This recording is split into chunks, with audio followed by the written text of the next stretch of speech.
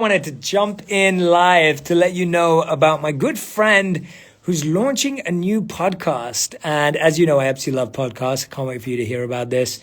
And I'm just seeing who's coming in live today. It's awesome already. I can't believe this. Over 1,000 of you are live right now. How's it going? I hope you're well. I hope you're doing awesome.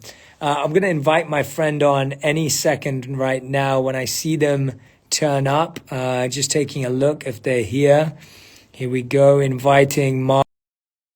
Mark, I hope you're hearing me. We've got nearly over 3,000 people live. I see you, Mark. I hope you've accepted my request. I've just sent it to you. I hope you got it. Making sure it's sending again. I'm sending it again to invite you on. I hope you see this, Mark. Sent the request again. Hey, guys. So I'm going to be telling you about an amazing friend of mine who's the co-founder of a tiny little thing called Netflix. His name's Mark Randolph, and he wrote a book called That Will Never Work. And this is a guest that we had on the podcast. We really connected deeply. And what I love about Mark is not only did he build such a phenomenal business, he was able to continue to build a phenomenal marriage. And I think that that's what's so unique about him as an individual, how he guides people, the kind of individuals that he's working with. And I'm just so excited to spend some time with him and share it with all of you.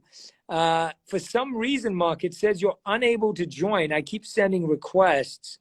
Hopefully you can accept it as it pops up. I've sent you a bunch of requests, Mark. Sending it again. Hope you get the request. I have not had my teeth done. It's the lighting in the room I'm in. Seeing some messages. Christine, thank you so much. Let me know what's been your favorite podcast guest I've had on. If you listen to On Purpose, if you don't listen to On Purpose, let me know what's your favorite video you've watched of mine recently. Jade, good to see you here as well. So that will never work. You keep saying you declined, Mark.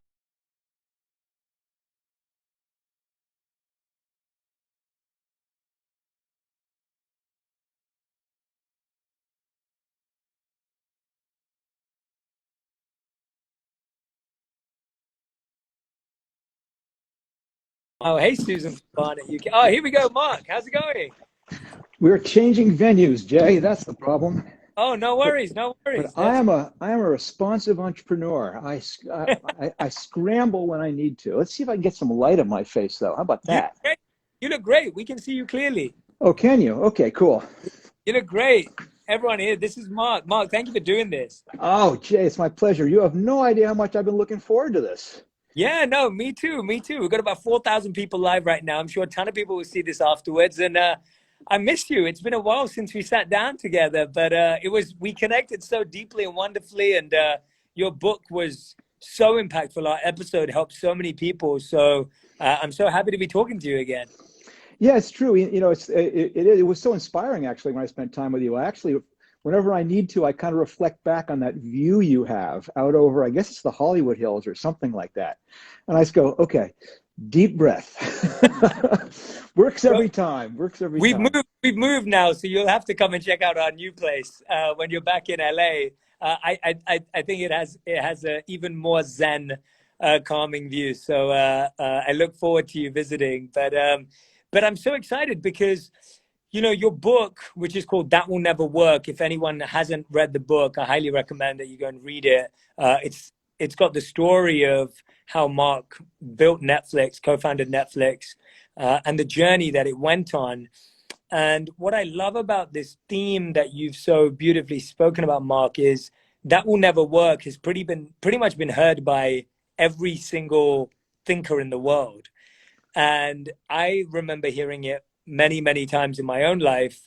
And I still hear it. And I think this is the weird thing about that statement, that you think you only hear it in the beginning, but it's almost like you hear it again and again and again. So when I first wanted to make videos,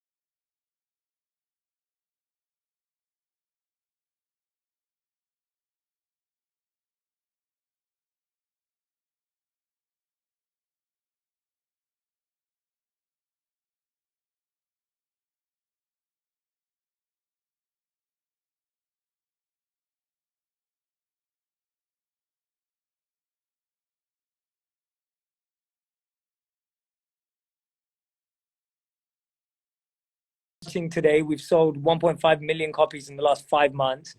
And it's been insane. And when I think about that in the scale of Netflix being told that that will never work, and even now, Netflix isn't the only company you've worked with.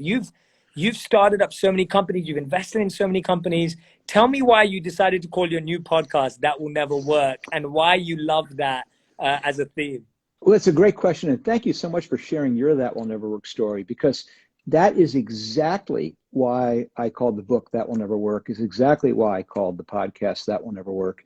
It's because people need to understand that even people who were involved with a company as iconic as Netflix, or even who has the success and visibility that you've had, that everybody has faced that will never work moment.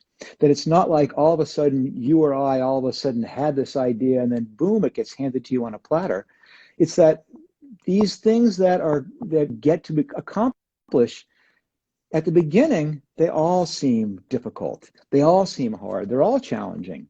And I think part of the lesson from you and I, and from the people I speak with in the podcast, and what I write about in the book, is that really, everyone struggles, but that if you stick to it and you do get some lucky breaks, that really anybody can achieve the things they're trying to achieve. And I just so firmly believe that. It's just been such a pattern in my own life, in the other companies I've started, and especially now that I get a chance to speak to so many other entrepreneurs from all over the world. You just hear it over and over and over again. And after a while, you begin to realize it doesn't mean anything. It just means, okay, there's one more impediment that I have to figure out a way around. Yeah. And Mark, what about when I find like one of the biggest impediments is not even other people telling us that will never work, but we say it to ourselves. So we have a voice in our head that goes, that will never work. You can't do it. You're not good enough. You're not smart enough. You don't know enough about technology. You don't know enough about that. Tell us about how many times you've heard that voice, or entrepreneurs you've worked with who've had that voice. And how do you truly overcome that voice and that noise in your head? So the first thing is to realize that having that voice in your head is, well, dare I say, normal. That all of us, nobody wants to do something that may not work. None of us want to do something that's going to fail. None of us want the potential of being laughed at, or all the things you imagine will happen when you take a shot at something and it doesn't work. And so, of course, in fact, what I've realized from all these years coaching other entrepreneurs is that is the single biggest barrier, is that people don't start. They're afraid to take that next step. And so instead, they stay safely on the curb, looking, trying to figure out, is there a safe way to do this? They're trying to know in advance it's going to work. But if you stick to things that you know in advance, you miss out on so much of the exciting things in life. And so what I've learned trying to be helpful about this is that it's practice. And that if you say, I'm nervous about this thing I'm trying not working, what you want to do is pick something small to take that risk on, which is why I always tell people that if you really want to be, well, forget being an entrepreneur. If you want to take on any challenge, just pick something small and do it, because you're going to learn two important things. You're going to learn, wow, I can do more than I think I can. But even if in the likely chance the thing you do doesn't work, what you learn is, wow, nothing happened. The world did not collapse. People aren't laughing at me. And in fact, by taking that little step and colliding my idea in some way with reality, I've now learned something about the problem. At the very least, I've learned that thing doesn't work. But usually what happens is you find some little glimmer of insight that informs the next one.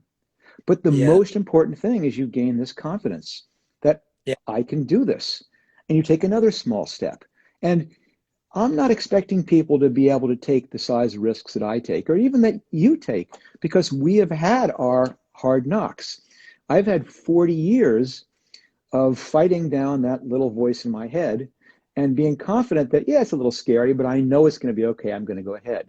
But I started small, and one thing after another began accumulating that body of knowledge and that body of experience that makes me comfortable taking these risks. And the last analogy, and I know you can probably relate to this, I do a lot of public speaking, and I will confess, I am still scared to go out on stage.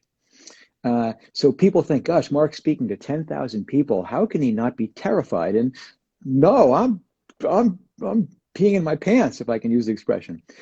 The difference is I have another little voice that goes, Mark, you are always terrified when you're standing back in the wings. But remember, Mark, the minute you get out there, the minute you start, it's all going to go away.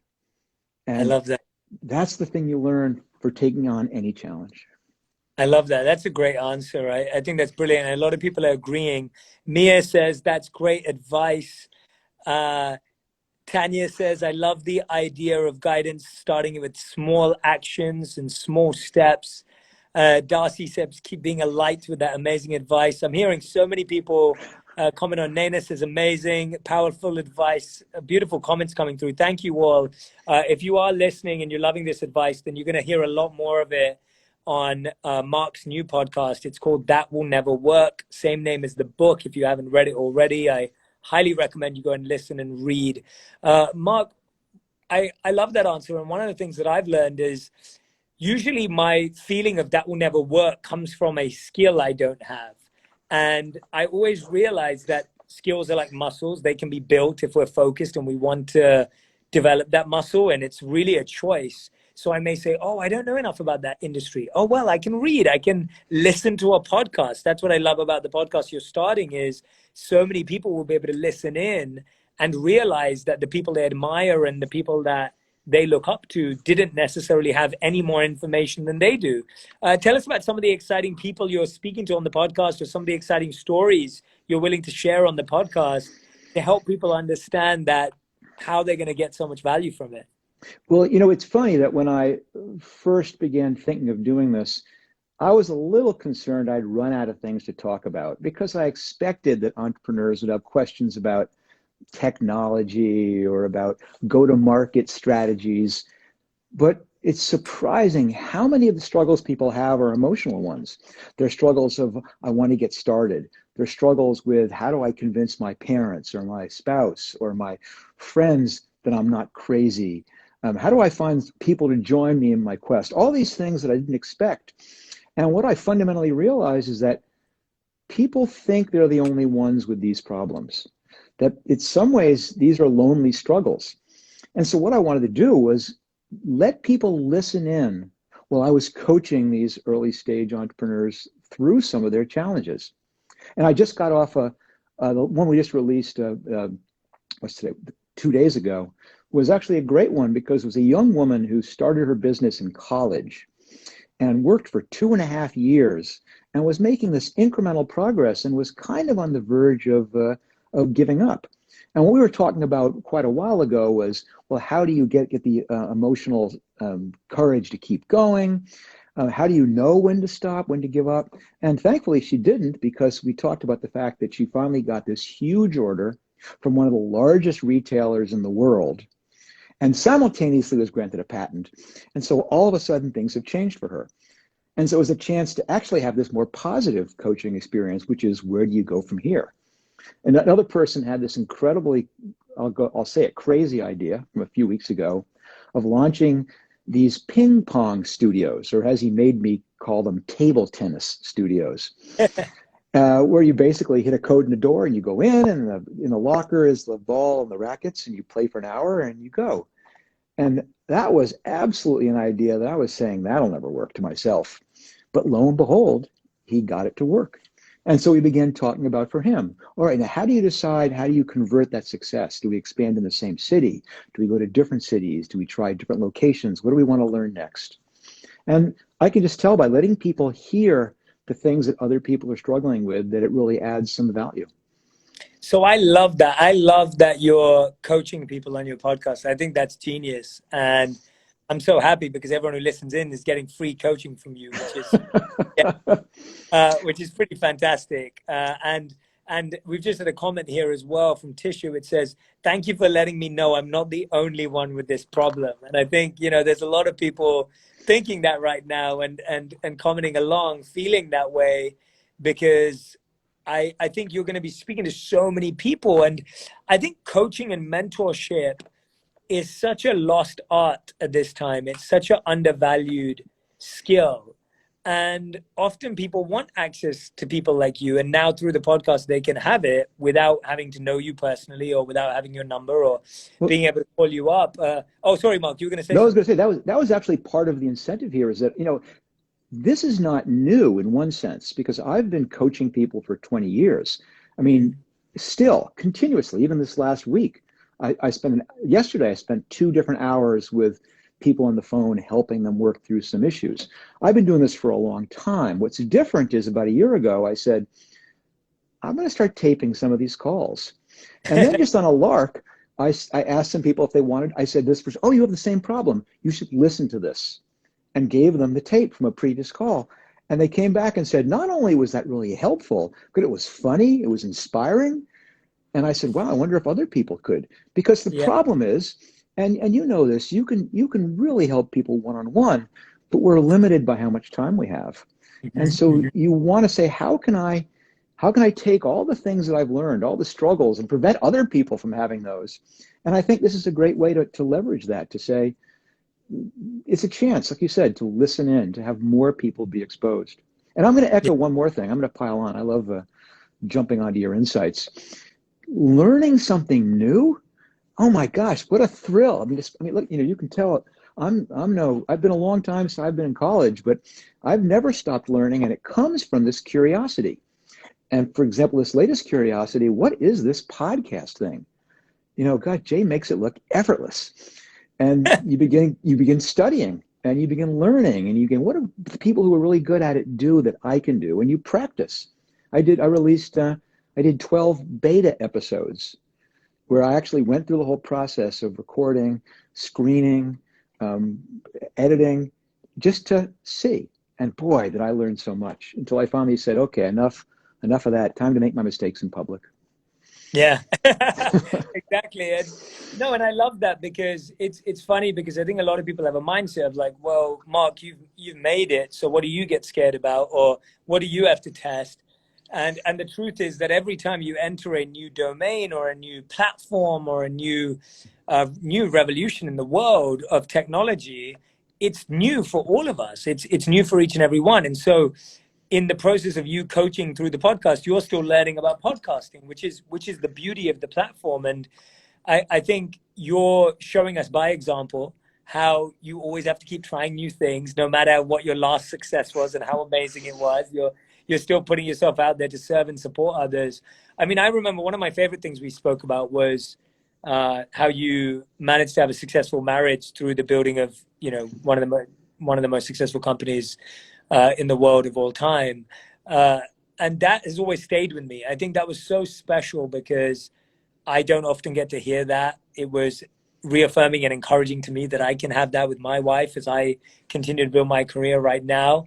Tell me, are we also getting insights and advice on the podcast about personal relationships and management of that in the process? Because, like you said, that's some of the stuff people struggle with. I know a lot of friends of mine that are on the verge of becoming really successful entrepreneurs, but their personal relationships are going through some struggles. No, it's absolutely true. I have a lot of successful entrepreneur friends, and I could have done a version of how I built this, where I interview those people. But I said that's not where my passion is. My passion is working with people who are early. And the second piece, and this goes to your point, is that I didn't want to solve the problems that are written about to death, which is about technology and marketing. I want to just go talk about the problems that people don't talk about, which are things like, for example, family and how you maintain life balance and how you get a chance to pursue your hobbies while you're still working. And just for example, our second episode was with a gentleman from Texas who is about to break ground on a 60to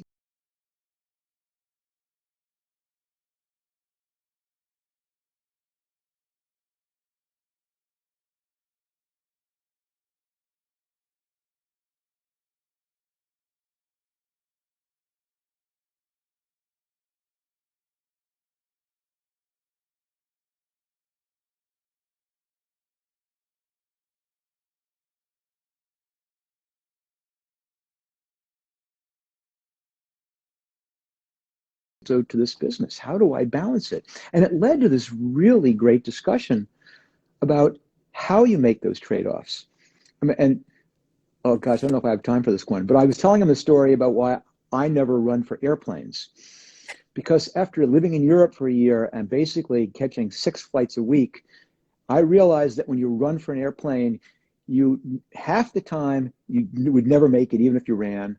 The other half, other 49.5% of the time, you're going to make it anyway. It makes a difference in a fraction. And I said, all those things that you're working on at the office, what you have to recognize is that the difference between being there those extra 3 hours is not going to make the difference between make it or break it. But those extra 3 hours with your kids when they're that age, that's the thing that you're going to remember makes the big difference later on. And you just have Yeah. to keep those things in perspective. I love that. I love that. I think anyone who goes and listens to you, Mark, will benefit so much from all your insights on tech, on growth, on business in the future, but also these elements, which I do truly believe from you are so deeply intertwined with how fulfilled we end up feeling with what we achieve and what happens in our life. And I really want to encourage everyone to go and listen. Where's the best place to find the podcast? Are you everywhere? iTunes, Spotify, Google Play? Are you absolutely everywhere? As they say, available any place you get your podcasts. Well, Amazing. it has some reasonably wide distribution, so I think you'll have a hard time finding it. And if you do struggle, I do have a website, which is markrandolph.com, and you can find basically links to everything Mark Randolph there. I'm going to put that up for everyone right now. Mark, tell me anything that I haven't asked you about that I've missed about the podcast. And you're like, you need to know this. Everyone needs to know this. What's on your mind? I'm optimistic, Jay. I don't know if you're feeling it in these last bunch of weeks. It really feels like things are starting to turn here. And I kind of want people to feel that too. That's almost the more important thing. You know, business startups can wait, but we've all got to stay healthy. We've all got to hang in there during this tough time. So I think I'll take my 2 minutes of promo and say, hang in there, everybody. It feels different now. It feels like we're almost there. Well, no, I genuinely believe that this podcast couldn't have come at a better time. You know, that will never work. Because I feel a lot of people right now really don't believe stuff's going to work because it's so hard to like predict what's going on and there's so much uncertainty. How have you found clarity? Because I think one of the challenges is the question is, how do we find certainty, right? Everything's so uncertain. And I really believe that it's all about finding clarity, not certainty. I think there's a real, lack of, there's a false assumption there that we're looking for certainty, which no one can give you. How have you found clarity at difficult times in your life? And how can people seek clarity right now? You know, I think for me, clarity comes from focus. I don't try and see everything. I try and pick very carefully what are the one or two things that are really important to me, and I have to let go of the things that I can't influence. And that's my meditative moments, is recognizing I can't control everything. Mm-hmm. And the other thing is, in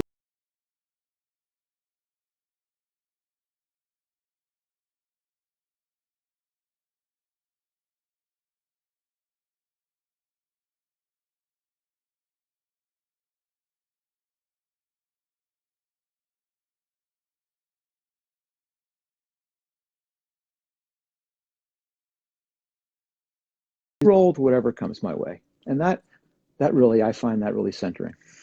That's a great answer. Sandy says, what a great way to start my day by listening to inspiring and clear speaking people. Who else? I want to read out your comments. I love engaging with you guys. August says, this talk is amazing. So much to learn. Thank you both for everything you do. Thank you, August. Emma says, thank you both. Great listening. Getting a lot of positive comments here, Mark. Everyone who's been listening today, I want you to go over to markrandolph.com. I've pinned the link to the top of the comments where you can find the links to the podcast, links to Mark's book and all of his work. You can also follow him on Instagram. His Instagram handle is That Will Never Work. I'm going to post this to my IGTV straight afterwards. So if you want to share this with someone, maybe you know someone in your life who's struggling with some of the aspects we spoke about, send them this video so that they can get connected as well. I can't recommend Mark enough as a business expert, but more importantly, as an amazing human. And so I really ask you to go and check out his work. Mark, I really can't wait for you to visit LA again. I hope you can come over for a dinner and spend some quality time with us next time you're here, and hopefully with your wife too. It'd be really nice.